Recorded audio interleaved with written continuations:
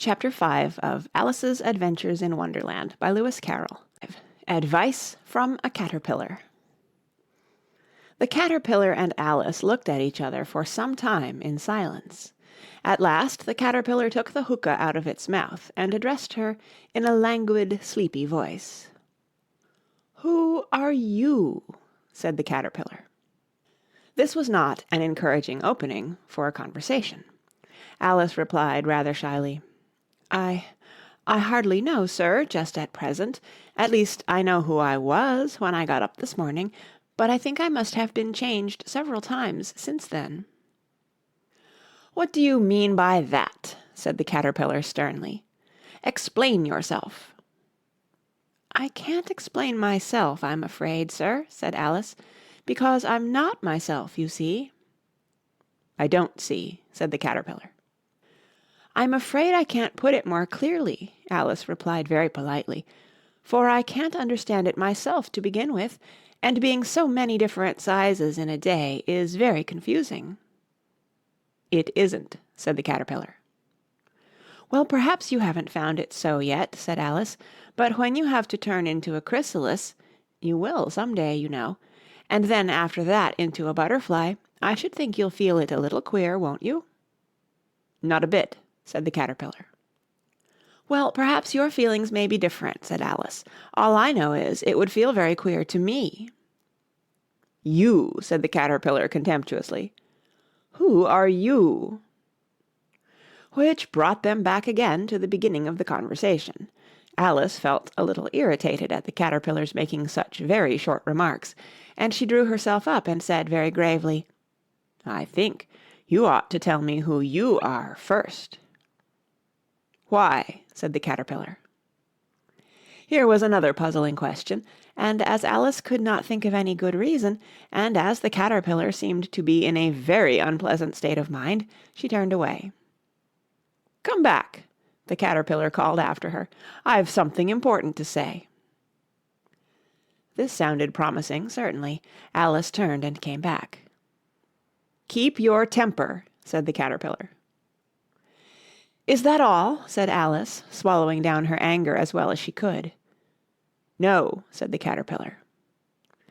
Alice thought she might as well wait, as she had nothing else to do, and perhaps after all it might tell her something worth hearing. For some minutes it puffed away without speaking, but at last it unfolded its arms, took the hookah out of its mouth again, and said, "So you think you're changed, do you?" "I'm afraid I am, sir," said Alice. "I can't remember things as I used, and I don't keep the same size for 10 minutes together." "Can't remember what things?" said the Caterpillar. "Well, I've tried to say, 'How doth the little busy bee?' but it all came different," Alice replied in a very melancholy voice. "Repeat, 'You are old, Father William,'" said the Caterpillar. Alice folded her hands and began. "You are old, Father William," the young man said, "and your hair has become very white. And yet you incessantly stand on your head. Do you think at your age it is right?" "In my youth," Father William replied to his son, "I feared it might injure the brain. But now that I'm perfectly sure I have none, why, I do it again and again." "You are old," said the youth, "as I mentioned before, and have grown most uncommonly fat. Yet you turned a back somersault in at the door. Pray, what is the reason of that?" "In my youth," said the sage, as he shook his grey locks, "I kept all my limbs very supple by the use of this ointment, 1 shilling the box. Allow me to sell you a couple." "You are old," said the youth, "and your jaws are too weak for anything tougher than suet. Yet you finished the goose, with the bones and the beak. Pray, how did you manage to do it?" "In my youth," said his father, "I took to the law, and argued each case with my wife, and the muscular strength which it gave to my jaw has lasted the rest of my life." "You are old," said the youth. "One would hardly suppose that your eye was as steady as ever. Yet you balanced an eel on the end of your nose. What made you so awfully clever?" "I have answered 3 questions, and that is enough," said his father. "Don't give yourself airs. Do you think I can listen all day to such stuff? Be off, or I'll kick you downstairs." "That is not said right," said the caterpillar. "Not quite right, I'm afraid," said Alice timidly. "Some of the words have got altered." "It is wrong from beginning to end," said the caterpillar decidedly, and there was silence for some minutes. The caterpillar was the first to speak. "What size do you want to be?" it asked. "Oh, I'm not particular as to size," Alice hastily replied, "only one doesn't like changing so often, you know." "I don't know," said the caterpillar. Alice said nothing. She had never been so much contradicted in her life before, and she felt that she was losing her temper. "Are you content now?" said the caterpillar. "Well, I should like to be a little larger, sir, if you wouldn't mind," said Alice. 3 inches is such a wretched height to be." "It is a very good height indeed," said the caterpillar angrily, rearing itself upright as it spoke. It was exactly 3 inches high. "But I'm not used to it," pleaded poor Alice in a piteous tone. And she thought to herself, "I wish the creatures wouldn't be so easily offended."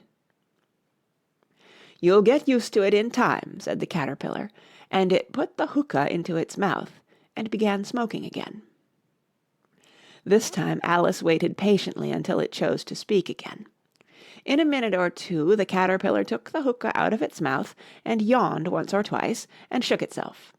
Then it got down off the mushroom and crawled away in the grass, merely remarking as it went, "One side will make you grow taller, and the other side will make you grow shorter." "One side of what? The other side of what?" thought Alice to herself. "Of the mushroom," said the caterpillar, just as if she had asked it aloud, and in another moment it was out of sight. Alice remained looking thoughtfully at the mushroom for a minute, trying to make out which were the 2 sides of it, and as it was perfectly round, she found this a very difficult question. However, at last she stretched her arms round it as far as they would go, and broke off a bit of the edge with each hand. "And now which is which?" she said to herself, and nibbled a little of the right-hand bit to try the effect. The next moment she felt a violent blow underneath her chin. It had struck her foot. She was a good deal frightened by this very sudden change, but she felt that there was no time to be lost, as she was shrinking rapidly, so she set to work at once to eat some of the other bit. Her chin was pressed so closely against her foot that there was hardly room to open her mouth, but she did it at last, and managed to swallow a morsel of the left-hand bit. "Come, my head's free at last," said Alice in a tone of delight, which changed into alarm in another moment, when she found that her shoulders were nowhere to be found. All she could see, when she looked down, was an immense length of neck, which seemed to rise like a stalk out of a sea of green leaves that lay far below her. "What can all that green stuff be?" said Alice. "And where have my shoulders got to? And oh, my poor hands! How is it I can't see you?" She was moving them about as she spoke, but no result seemed to follow, except a little shaking among the distant green leaves. As there seemed to be no chance of getting her hands up to her head, she tried to get her head down to them, and was delighted to find that her neck would bend about easily in any direction like a serpent. She had just succeeded in curving it down into a graceful zigzag, and was going to dive in among the leaves, which she found to be nothing but the tops of the trees under which she had been wandering, when a sharp hiss made her draw back in a hurry. A large pigeon had flown into her face, and was beating her violently with its wings. "Serpent!" screamed the pigeon. "I'm not a serpent," said Alice indignantly. "Let me alone." "Serpent, I say again," repeated the pigeon, but in a more subdued tone, and added with a kind of sob, "I've tried every way, and nothing seems to suit them." "I haven't the least idea what you're talking about," said Alice. "I've tried the roots of trees, and I've tried banks, and I've tried hedges," the pigeon went on, without attending to her. "But those serpents, there's no pleasing them." Alice was more and more puzzled, but she thought there was no use in saying anything more till the pigeon had finished. "As if it wasn't trouble enough hatching the eggs," said the pigeon, "but I must be on the lookout for serpents night and day. Why, I haven't had a wink of sleep these 3 weeks." "I'm very sorry you've been annoyed," said Alice, who was beginning to see its meaning. "And just as I'd taken the highest tree in the wood," continued the pigeon, raising its voice to a shriek, "and just as I was thinking I should be free of them at last, they must needs come wriggling down from the sky. Ugh! Serpent!" "But I'm not a serpent, I tell you," said Alice. I'm a—" "Well, what are you?" said the pigeon. "I can see you're trying to invent something." "I'm a little girl," said Alice, rather doubtfully, as she remembered the number of changes she had gone through that day. "A likely story indeed," said the pigeon in a tone of the deepest contempt. "I've seen a good many little girls in my time, but never one with such a neck as that. No, no, you're a serpent, and there's no use denying it. I suppose you'll be telling me next that you never tasted an egg." "I have tasted eggs, certainly," said Alice, who was a very truthful child, "but little girls eat eggs quite as much as serpents do, you know." "I don't believe it," said the pigeon, "but if they do, why, then they're a kind of serpent. That's all I can say."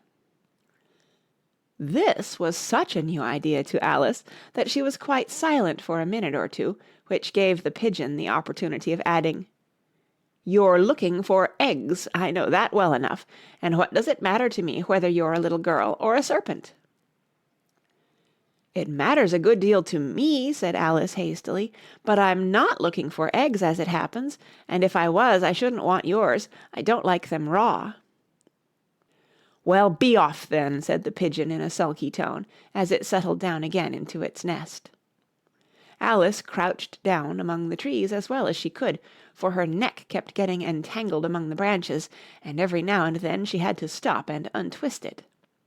After a while she remembered that she still held the pieces of mushroom in her hands, and she set to work very carefully, nibbling first at one and then at the other, and growing sometimes taller and sometimes shorter, until she had succeeded in bringing herself down to her usual height. It was so long since she had been anything near the right size that it felt quite strange at first, but she got used to it in a few minutes, and began talking to herself as usual. "Come, there's half my plan done now. How puzzling all these changes are!